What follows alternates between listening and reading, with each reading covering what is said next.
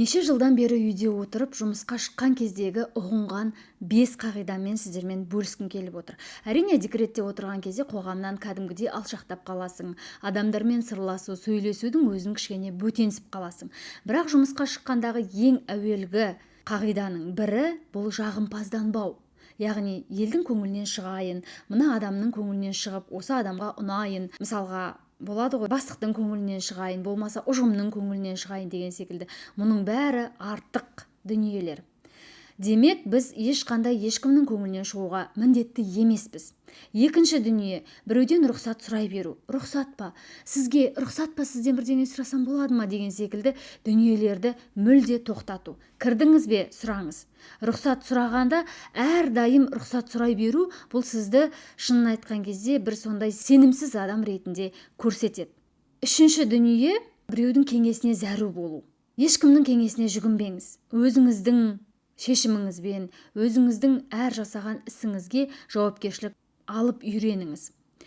Яғни, көбінде біз жауапкершілікті алғымыз келмей жатады. Көбінде сұрап жатамыз, қалай істесем болады, нені істесем болады деген секілді. Осы кезде өзіңіз шешкен әрбір дүние сізге бір сондай көңіліңізге жағымды болады. Себебі өзіңіз шештіңіз, сіз ешкімді кінәламайсыз. Тек өзіңіздің шешіміңізбен жүрген адам бұл ең сенімді адамдардың бірі. Келесі қағидалардың бірі бұл өзіңізді қуанту.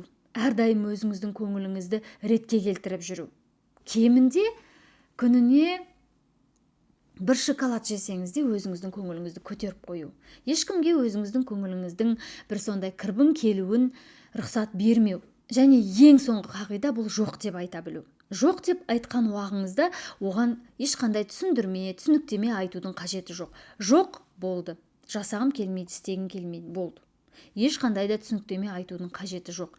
Себебі біз жоқ дегенімізді біреуге түсіндіріп жатудың дымға қажеті жоқ екенін мен ұғындым. Ұжымға барған уақытта сенің көңіліңді ешкім ауламайды, сенің көңіліңе ешкім қарамайды. Әркім өзінің көңілін аулап, өзінің көңілін ойлайды, және де қазіргі заманда әркім өзін ойлайды.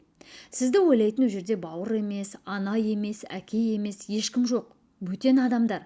Сондықтан да қазіргі заманның ағымына қарай өмір сүру қажет екенімізді түсіндім. Көбінде енді тәрбиеге байланысты. Көбінде бізді қалай тәрбиеледі? Аналарымыз, әкелеріміз көңілге қарап сөйле, елдің жаңағы көңілін түсірме, жоқ деп айтуды да тіпті бала күнімізде үйретпеген екен. Қазіргі таңда шынымды айтқанда мен жастардан үйрендім десем де болады. Өзімізден кіші қазіргі жас қыздардың өзі көбінде жоқ деп еркін түрде айтады. Ешқандай да сенің жаңағы ұят болады, бұл үлкен кісі деген секілді ондай дүниені ойламайды. Әрине, біздің өзіміз жаспыз ғой, бірақ қазіргі таңда 40-қа таяп қалған шағымызда бізден кіші ұрпақ бізге жоқ деп айтып тұрғанында сонда ойланасың. Демек, біз қазіргі таңда осындай бір ортада өскенбіз, біз деген адамның көңіліне қарап сөйлеу керекпіз. Адамға көмекке бару керекпіз. Бұл деген ұжым ғой деген секілді жанашырлық болып тұрады бәрібірде. Басқа өзге ұлт болсын, қандай болсын. Бірақ қазіргі заманда заман басқа, талабы басқа, адамдары басқа. Сондықтан да біз де қазіргі таңда мінекей жастардан үйреніп жатқан жайымыз бар. Сіз де осыны біле жүріңіз деп бөлісіп отырмын.